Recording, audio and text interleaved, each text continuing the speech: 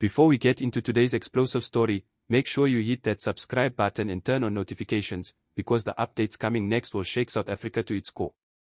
If you love deep dives, political exposes, and courtroom drama, this is the place to be. Now let's get into the bombshell that has stopped the nation. The courtroom was already tense.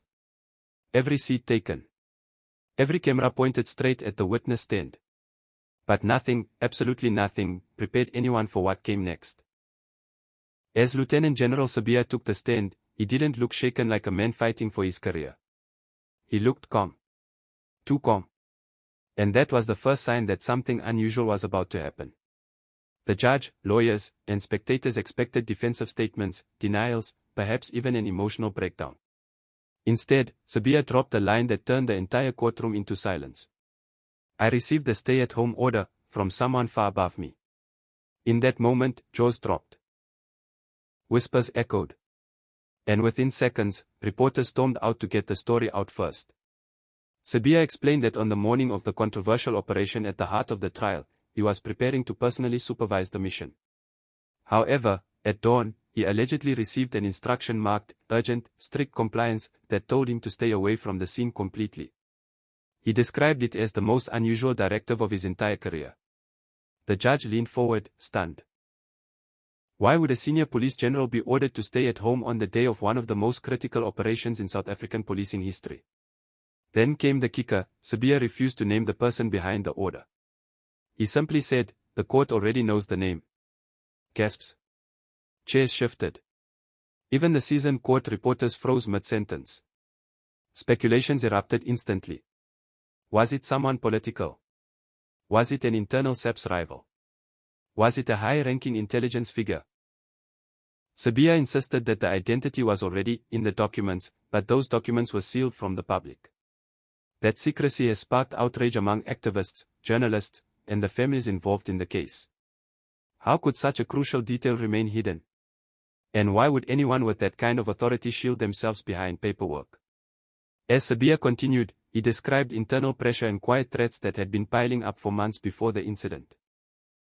He spoke about divisions inside the force, loyalty tests, and operatives who followed instructions not from the top, but the shadows behind the top. With those words, the atmosphere shifted. Even the prosecution looked rattled.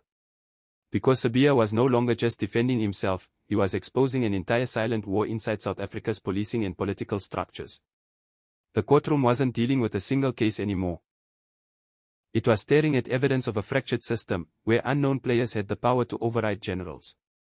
At one point, the judge, visibly irritated yet intrigued, interrupted him. "General Sibiya, are you implying the court has been misled for years?"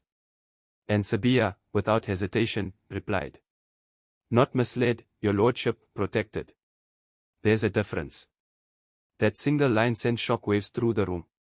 Protected by who? And from what? Outside the court, chaos erupted.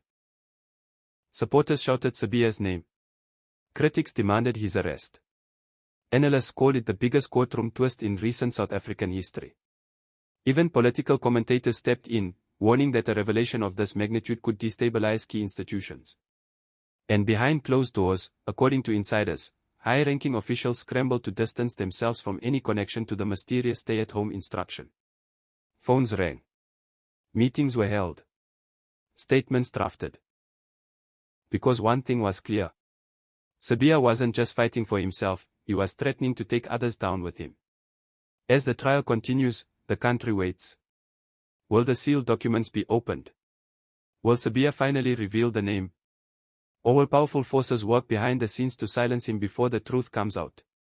One thing is certain, South Africa has not heard the last of this. The stay-at-home order may be just the beginning of a much deeper, darker story. One that could implicate top leaders, reshape alliances, and ripple through every corner of the justice system. If you want to stay ahead of the latest twists, political reveals, and courtroom shocks, make sure you subscribe, turn on notifications, and stay tuned, because the next update may expose the real power behind the order.